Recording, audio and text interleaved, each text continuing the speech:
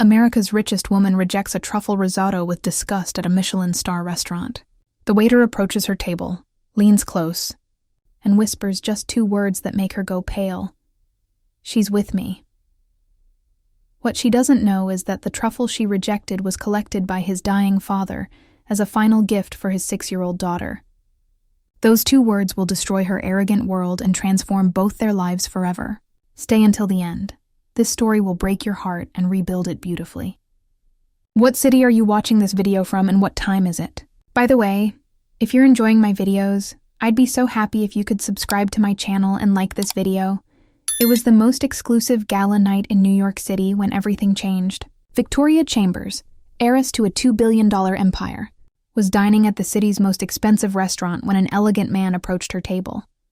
Not to court her like everyone else did, but for a reason no one could have imagined.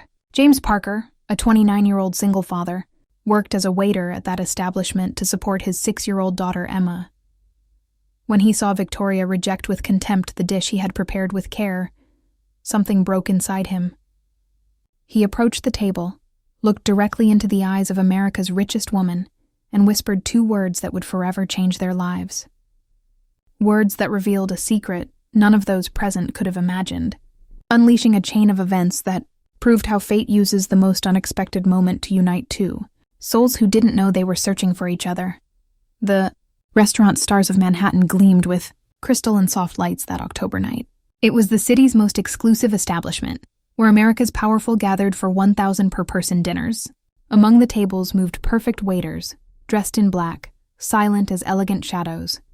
James Parker was one of them. At 29, he had the lean physique of someone who always runs against time, and the tired eyes of someone who works for something greater than himself. Beneath the impeccable uniform hid the story of a man who fought every day to give his daughter Emma everything she deserved. 2 years earlier, his wife Jennifer had abandoned them. One morning, she packed her bags while Emma slept, and James was at his first job as an elementary school teacher. The note she left was cruel in its simplicity. She couldn't continue living with financial constraints. She had found Alexander Santos, a wealthy Manhattan lawyer, rich and childless. Since then, James had transformed his existence into a race against time. By day, he taught at a suburban school. At night, he worked as a waiter. Emma, now 6 years old, lived with her paternal grandmother during the nighttime hours, a 72-year-old woman who worked miracles with her minimal social security. That night, while serving another table of businessmen who spent on one dinner what he earned in a month, James immediately noticed her. Victoria Chambers sat at the restaurant's most prestigious table, reserved for clients who didn't need to look at prices. She was 27 years old with cold, aristocratic beauty, chestnut hair pulled back in a perfect bun, a champagne silk dress worth more than a car, jewels that gleamed like stars. She was the heiress of Chambers Holdings, an empire spanning from real estate to technology.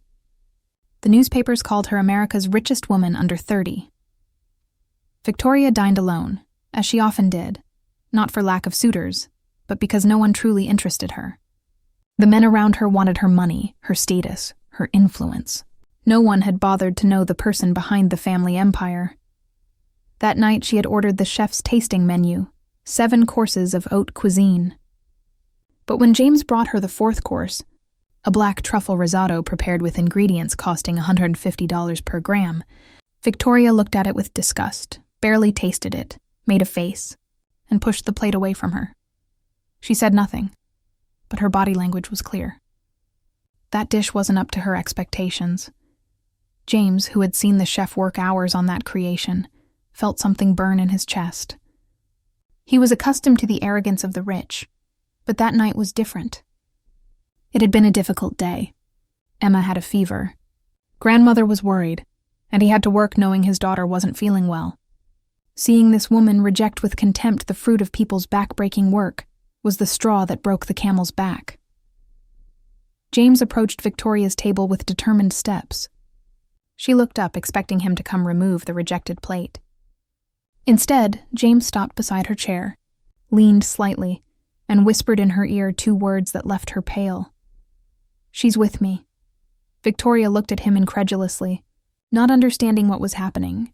But James continued with calm but firm voice, explaining that the truffle she had just rejected had been collected by his father before dying in a work accident. It was his last gift for Emma. What she had discarded as garbage was all that remained of a man's dream, to give his family something precious. The silence that followed was deafening. Victoria remained motionless with fork still in hand, while around her the restaurant continued its elegant dance. James straightened, made a small formal bow, and walked away, leaving Victoria alone with the weight of those words. He didn't know he had just forever changed the course of both their lives. Victoria remained seated at her table for long minutes after James walked away, staring fixedly at the risotto plate she had rejected. His words kept echoing in her mind, but she didn't fully understand their meaning. For the first time in years, she couldn't concentrate on dinner. She watched the other diners continuing their frivolous conversations, the waiters moving with grace, and realized how disconnected she was from the real world. She lived in a golden bubble where everything was filtered through money and power. She discreetly called the maitre d', asking about the waiter who had served her. She discovered that James Parker had worked there for 2 years, always punctual and professional. He was also an elementary school teacher during the day and had a young daughter. His wife had left them a few years ago. That night she didn't finish dinner, something that had never happened to her. She paid the exorbitant bill and left the restaurant, but instead of getting into her black Mercedes, she remained in the adjacent hotel lobby.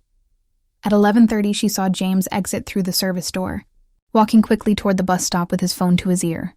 Victoria followed discreetly, watching him board the night bus heading toward the working-class neighborhoods. Through the window of her luxury car, she observed this man returning home after a long day, probably calling to make sure his daughter was okay. The next day, Victoria did something she had never done. She went to find information about James Parker. She discovered he taught at Miguel de Cervantes Elementary School in the Bronx, one of New York's most difficult neighborhoods. His students adored him, colleagues respected him. After separating from his wife, he had refused to transfer to a better school so as not to take Emma away from the environment she knew. But the discovery that impacted her most was about his father. Robert Parker had died in a work accident 3 years earlier. He was a truffle hunter, one of those seekers who spent entire nights in the forests of upstate New York searching for the black gold of American cuisine. The accident occurred during a night search. He slipped on a ravine while following his dog in the hills. Local newspapers recounted that he had found an exceptional black truffle that night, nearly 7 ounces, a treasure worth over $1,000, that he had saved as a dowry for his granddaughter Emma. After his death, James had decided to have that truffle prepared at Manhattan's best restaurant, convinced grandfather would have wanted Emma to taste something special prepared with his last gift.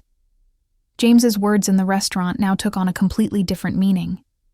It wasn't a senseless phrase, but recognition that in that dish was the memory of a man, the love of a grandfather, the sacrifice of a family fighting to give dignity to their dreams. Victoria realized she had rejected not just a dish, but a piece of family history, a gesture of love that went beyond the monetary value of ingredients. That night she couldn't sleep. In her mansion in the Hamptons, surrounded by million-dollar artwork and designer furniture, she felt poorer than she had ever felt. She had everything money could buy, but she had never had someone who searched for truffles in the forest just to see her smile. She decided she had to do something. She didn't know what yet, but this story had touched her in a way she couldn't explain. For the first time in years, Victoria Chambers was going to make a decision that had nothing to do with business or profits. She was about to learn what it meant to be human. Monday morning, Victoria went to a public school for the first time in her life. Miguel de Cervantes Elementary School in the Bronx showed signs of time and lack of funds, but had a vitality her elite private schools had never possessed. She introduced herself to the principal as a potential donor. During the visit, she saw James in his classroom, completely different from the formal waiter at the restaurant.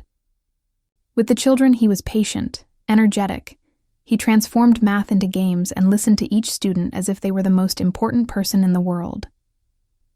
When she asked to speak with him privately, James recognized her immediately and his face hardened. Victoria explained she had come to apologize, confessing she had discovered the story of his father and the truffle. She understood she had done something terrible. James briefly recounted that his father was a simple but talented truffle hunter who had sworn to have Emma taste the best truffle in the world. That restaurant dish was his last gift for her. Victoria asked for a second chance. She wanted to meet Emma, understand what it truly meant to be a family. In 27 years, she had never seen anyone love like he loved his daughter. That night, James didn't go to the restaurant. Instead, he brought Victoria to his small apartment, full of warmth despite its modesty. Emma, shy at first, opened up when Victoria sat on the floor to play with dolls. During dinner prepared by Grandmother Rose, Victoria experienced for the first time a real family, not perfect or rich, but united by love. Emma talked about school and the grandfather she'd never met, while James seemed relaxed, free from the attention of the outside world. When it was time to leave, Emma hugged her, asking if she would come back. Returning to her empty mansion, Victoria realized she had lived the most beautiful night of her life. Just human warmth, genuine laughter, and acceptance for what she truly was. In the following weeks, Victoria began living a double life. By day, she remained the ruthless heiress managing a multi-million-dollar empire, but every free night she spent with James, Emma, and Grandmother Rose, not as the wealthy benefactor dispensing favors, but as someone learning to be part of a family. Emma had started calling her Aunt Vicky and told her everything. Fights with classmates, dreams of becoming a teacher like Daddy, stories of Grandpa collecting treasures in the forest. Victoria discovered she loved these tales more than any business report. James, initially distrustful, began relaxing in her presence. Victoria didn't ask invasive questions, didn't judge their modest lifestyle, and above all, never tried solving their problems with money.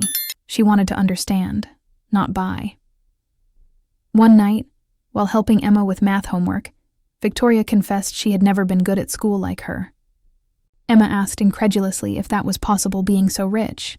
Victoria explained that being rich doesn't mean being intelligent. She had inherited everything while Emma was learning on her own, and that made her much stronger. Are you enjoying this story? Leave a like and subscribe to the channel. Now let's continue with the video. James, correcting exams at the kitchen table, looked up surprised. He didn't expect such honesty from someone from her world. The real change occurred when Emma got sick. It wasn't serious, just flu. But the fever was high and Grandmother Rose was worried. James had to work both at school and the restaurant, and the anxiety was evident. Without anyone asking, Victoria arrived with her car offering to take Emma to the doctor, not to the private pediatrician costing $300 per consultation, but to the community health doctor who had known the family for years. In the waiting room, while holding sleeping Emma in her arms, Victoria saw a world she didn't know. Worried mothers counting money for medicines, elderly waiting hours for consultations, children playing with broken but happy toys. It was real life, what she had always avoided. That night, James asked her why she did all this. Victoria responded that for the first time in her life she felt useful, not because she signed checks or made business decisions, but because someone needed her for who she was, not what she had. It was then that James told her his complete story: the marriage to Jennifer, dreams of a happy family, the pain when she left them for the wealthy lawyer, the daily struggle to give Emma everything she deserved, the exhaustion of working 2 jobs, the fear of not being enough. Sometimes I think Emma deserves more. A present mother, a bigger house, vacations. Victoria stopped him firmly. Emma had something all the money in the world couldn't buy. A father who loved her unconditionally, who worked like crazy for her, who taught her true values. She had seen too many rich and unhappy children to know that love was worth more than any bank account. That night, sitting on the small balcony while Emma slept, Victoria and James truly looked at each other for the first time, no longer as the heiress and the waiter, but as 2 people learning to know each other. Victoria made him an unexpected proposal.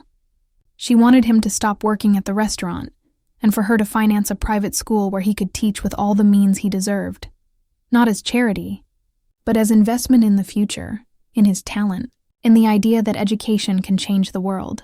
James was an extraordinary teacher who shouldn't waste nights serving tables when he could change the lives of hundreds of children.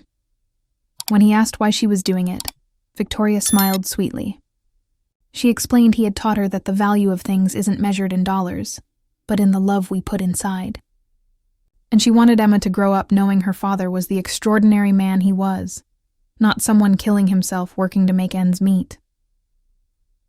New Horizons School opened its doors 6 months later. It was a revolutionary educational project, discreetly financed by Chambers Holdings, but managed completely by James and a team of teachers sharing his vision. It wasn't a school for the rich, but a place where children of any social background could receive quality education. James was the educational director, but continued teaching because that was his passion. His days were finally filled with what he loved: children learning, motivated colleagues, innovative educational projects. He no longer returned home destroyed by exhaustion, but energized and satisfied. Emma was one of the school's first students, and the change in her was evident. She had regained the serenity of having a present father, who no longer had to run out every night. Her grades improved, but above all she smiled again with the carefree nature of a 6-year-old. Victoria spent more and more time with them. She had started working from home some days to be present when Emma got out of school. She helped with homework, took her to play at the park, taught her things she herself had never had occasion to learn: riding a bicycle, making cookies, styling a doll's hair. Grandmother Rose observed all this with the wise smile of someone who had seen many things in life. One night, while Victoria helped Emma bathe and James prepared dinner, she whispered to him that this girl loved him, and he loved her. She wondered when they would realize it. James pretended not to feel his heart racing when Victoria laughed with Emma, or when she fell asleep on the couch reading stories to the child. He pretended not to notice how she had started dressing more simply, wearing less makeup, being herself instead of the perfect heiress. Victoria, for her part, struggled with feelings never experienced. It wasn't just physical attraction, but something deeper: admiration for his dedication, tenderness for the way he loved Emma, respect for the man of integrity he was despite difficulties. The turning point came on a spring Sunday. They had all gone to the park together, a normal family day. Emma played on the swings while they sat on a bench watching her. The sun filtered through the leaves. There was a smell of cut grass, and for one perfect moment, everything seemed to be in its place. Victoria confessed she had understood that true wealth isn't what you inherit, but what you build. James had built a wealth she had never had: the unconditional love of his daughter, the respect of his students, the friendship of people who loved him for who he was. When James asked what she had built, Victoria admitted that until a few months ago, nothing. But now she was learning that loving doesn't mean possessing, but caring. That family isn't just blood, but choice. That being happy doesn't require money, but people who love you for who you are. Emma came running back toward them with red cheeks and hair tousled by wind, holding in her hand a small, imperfect wildflower. She gave it to both of them, saying it was for them, because they were always together and loved each other like mom and dad. The silence that followed was charged with unexpressed emotions. Emma had seen what they were still trying to understand. They had fallen in love without realizing it, building step by step a family no one had planned, but all three desired. That night, after putting Emma to bed, Victoria and James stayed in the living room talking until late hours. They talked about their dreams, their fears, how their lives had intertwined so naturally, it seemed inevitable. When James told her he had fallen in love with her, Victoria felt her heart beat like never before, not from the excitement of a conquest, but from the pure joy of being loved for the person she was becoming. She confessed she also loved him, but was afraid of ruining everything, of not being good enough as a mother for Emma, of not knowing how to be a normal family. James smiled, caressing her face sweetly. No one is born knowing how to be a parent. You learn day by day, making mistakes and starting over. But the most important thing, she already had it. She loved Emma as if she were her daughter. Their first kiss tasted of future, of promises, of a family they were making from love instead of chance. 1 year after that first encounter in the restaurant, The lives of the three had changed in ways no one could have imagined. New Horizons School had become an educational model studied throughout America, with James recognized as one of the brightest innovators in the teaching field. Victoria had gradually delegated daily company management to dedicate herself to family and charitable projects related to education. She had discovered she was better investing in people than in financial markets. Emma had flourished in this new reality. She was 8 years old now, and the security derived from having two present and loving parents showed in each of her gestures. She had become more confident, more open, happier. Grandmother Rose was the wise observer of this transformation. At 74, she had seen a family born from nothing, built not on blood ties, but on the daily choice to love and support each other. The marriage proposal came in a simple and perfect way, just as their entire love had been. They were in the garden of the new house they had bought together, not too large, but perfect for the three of them. Emma was watering flowers they had planted together. When James knelt before Victoria with a ring that didn't cost a fortune, but had been chosen with love, he said he wanted to marry her. Not because she was rich or famous, but because he loved her and because together they had built something beautiful. Victoria burst into tears of joy but said, yes, only if Emma agreed. Emma dropped the watering can and ran toward them, exclaiming she had finally been asked, because she thought they would never ask. The wedding was celebrated in the school garden, surrounded by students, colleagues, and all the people who had touched their lives.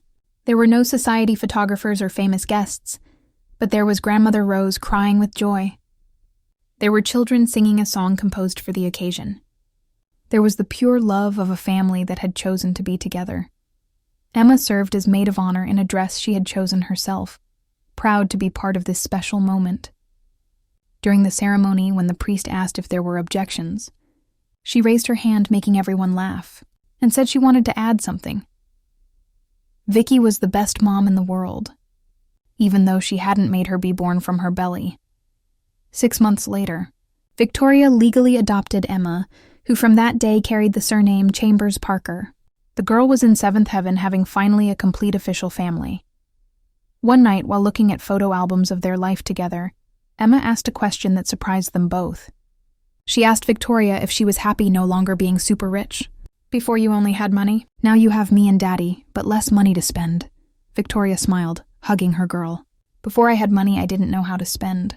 Now I have a family that loves me, and that can't be bought with all the money in the world. James added jokingly that Mommy Vicky was still super rich by normal standards. She just now used money for smarter things. It was true. Victoria had allocated much of her wealth to study scholarships, educational projects, and help for families in difficulty, not from guilt or to appear good, but because she understood that true wealth multiplies when you share it. That night, Emma looked at them with those wise eyes children sometimes have, and said she thought Grandpa Robert, the one who collected truffles, was happy that their family had become so big. Before it was just me, Daddy, and Grandma Rose. Now there's also Mommy Vicky, and soon maybe a little brother too. Victoria and James looked at each other surprised. They hadn't openly talked about having other children, but the desire was in both. When they asked Emma if she would like a little brother, she responded enthusiastically that she could teach him everything she knew. 9 months later, Benjamin Chambers Parker was born, a boy who had the fortune to grow up in a family where love was the most important currency.